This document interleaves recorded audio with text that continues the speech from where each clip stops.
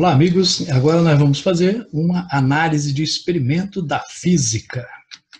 E para isso nós vamos observar alguns experimentos em vídeo, né? Será apresentado um vídeo com um experimento a você. E nessa atividade, nós vamos utilizar uma metodologia científica, tá? Ou seja, vamos usar o passo a passo, né? Utilizando de tal forma que nessa atividade, né, você faça uma descrição desse experimento, mas utilizando os fundamentos da física. Ou seja, aquele experimento tem que ser explicado por alguma parte da física que você estudou, né? É uma aplicação.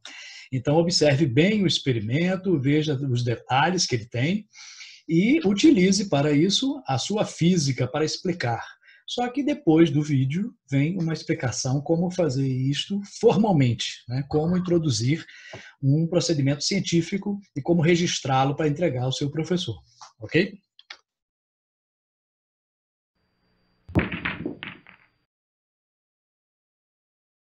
Neste vídeo, utilizaremos uma calha de alumínio rígida, uma bola de bilhar, uma régua e um cronômetro. O objetivo é estudar o movimento da bola rolando pela calha, como fez Galileu nos seus primeiros estudos sobre movimento acelerado. Para estudar um movimento, é necessário obter as medições da posição em função do tempo do móvel, no caso, da bola, e em seguida, estudar como estas variáveis dependem uma da outra.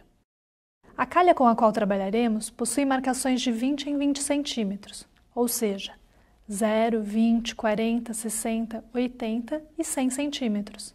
Com uma régua, a bola será colocada na sua posição inicial 0, também chamada de x0, ou seja, a posição x no instante t igual a 0. Em seguida, soltamos a bola ao mesmo tempo em que acionamos o cronômetro, até ela chegar na posição de 20 centímetros, aonde paramos o cronômetro. Repetiremos este procedimento sucessivamente, até a posição de 100 centímetros.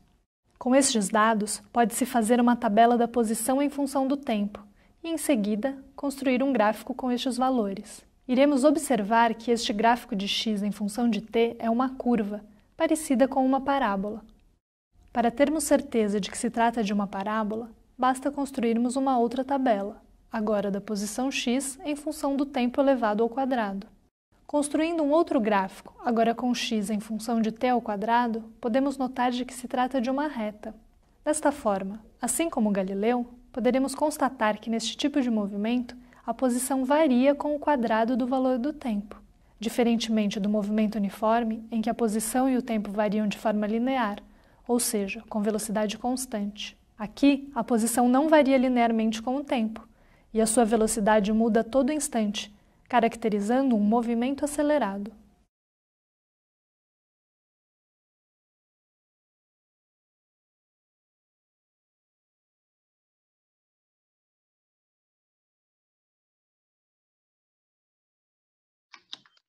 E aí você quer fazer essa análise científica de uma maneira mais formal, né? Como faremos isso? Bom, existem várias formas de descrever um experimento.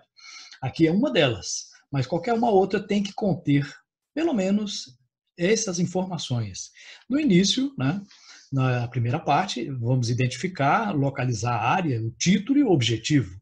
Então, na primeira parte, você tem que identificar-se, né? Então, é o nome do estudante que é responsável por essa descrição, essa análise, né, do experimento científico.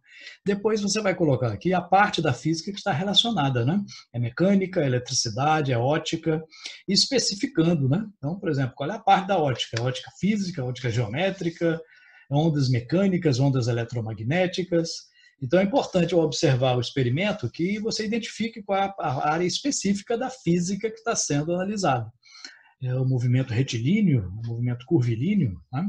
Depois você vai colocar um título. Nesse título, nunca você começa com um verbo. Né? Sempre coloca avaliação, análise, investigação. Lembrando que em qualquer descrição, análise ou relatório, né, você sempre, nunca coloca na primeira pessoa. Né? Eu analisei, eu fiz isso. Não, nunca se coloca. No objetivo, você vai começar com o verbo. Tá? Avaliar, determinar, investigar. Né? Então, título sem verbo, objetivo com verbo. Então, nunca usar a mesma raiz da palavra nos dois. Então, determinação, determinar. Avaliação, avaliar. Não, isso fica um som ruim para descrever, né? Isso denota pobreza de linguagem, né? Que não se deve ter em um relatório científico, né? Na segunda parte, nós iremos fazer uma representação esquemática e os materiais utilizados, né? Na representação, né, você vai colocar aqui, ilustrar o que foi analisado em forma de esquemas ou desenhos, né? Não precisa ser um desenho artístico, bonito, não, mas um desenho que possa se identificar o que é. Pode ser triângulos, quadrados, círculos, não tem problema. Pode ser figura geométrica, mas que identifique com um nome ou então com uma referência. Você vai visualizar o experimento indicando as partes principais deste experimento. Depois vai colocar os materiais que foram utilizados, né? Foi utilizado uma régua para quê? Para isso foi utilizado. Então a descrição tem que colocar os materiais e como eles foram utilizados ali naquele experimento. Okay? Na terceira, importante nessa parte, deve-se colocar os detalhes do experimento observado. Ou seja, né, tem que ficar sempre bem detalhado. É a parte mais detalhada de uma descrição ou de um relatório, né, de uma coisa que você está observando. E a terceira e última parte, você vai colocar quais os princípios da física que foram identificados naquele fenômeno. Nessa primeira parte aqui, você vai enumerar conceitos, leis, lei de Newton, primeira lei de Newton, segunda lei de Newton, né?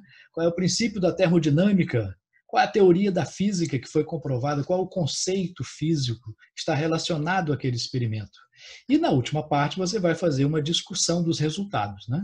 Você vai interpretar aquilo que foi observado baseado nos princípios que você identificou. Acontece isso por causa do princípio tal, tal e tal. Então é importante colocar essa última parte.